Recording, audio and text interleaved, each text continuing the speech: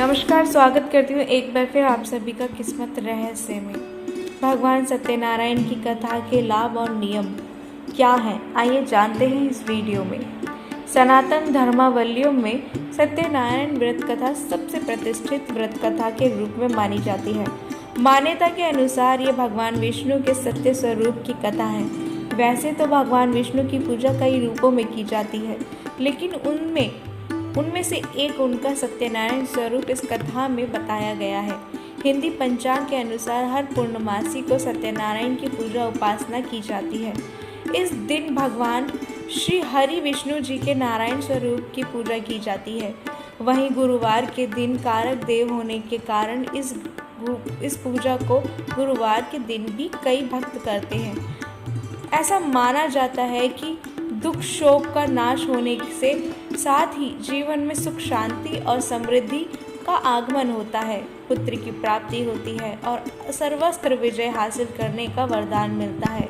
इस व्रत को किसी विशेष तिथि की ज़रूरत नहीं होती। जानकारों की माने तो स्कंद पुराण के रेखा खंड में इस कथा का उल्लेख मिलता है।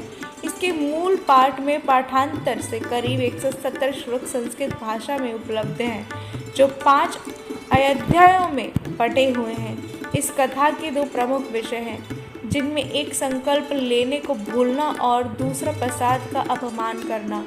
व्रत कथा के अलग अलग अध्यायों में छोटी कहानियों के माध्यम से बताया गया है कि सत्य का पालन न करने पर किस तरह की परेशानियां आती हैं।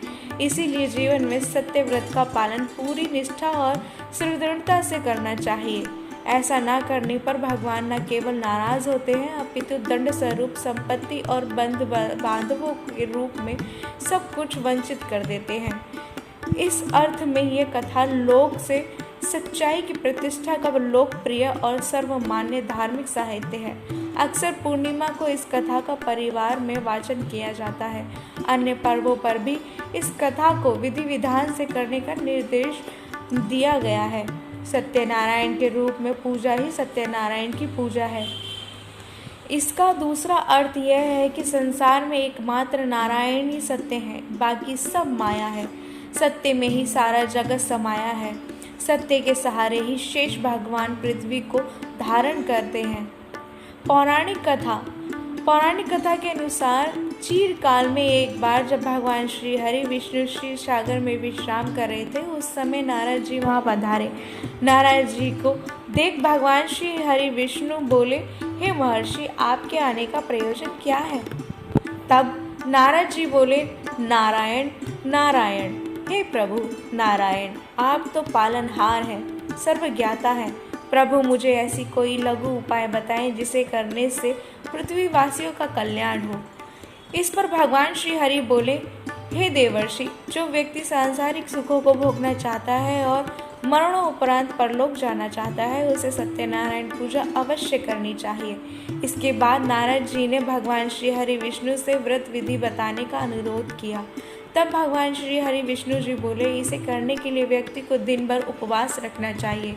संध्या काल में किसी प्रकांड पंडित को बुलाकर सत्यनारायण की कथा श्रवण करनी चाहिए। भगवान को भोग में चरणामृत, पान, तिल, मोली, रोली, कुमकुम, फल फूल, पंचांग, सुपारी, दुर्वा आदि अर्पित करें। इससे सत्यनारायण देव प्रसन्न होते हैं। भगवान सत्यनारायण की पूजन विधि। इस पूजा में सबसे पहले गणेश जी की, इसके बाद इंद्रदेव और नवग्रह सहित कुल देवी देवताओं की पूजा की जाती है। फिर ठाकुर जी और नारायण जी की, इसके बाद माता लक्ष्मी, पार्वती सहित सरस्वती की पूजा की जाती है। अंत में भगवान शिव और ब्रह्मा जी की पूजा की जाती है। इसके बाद आरती और हवन कर पूजा संपन्न की जाती है।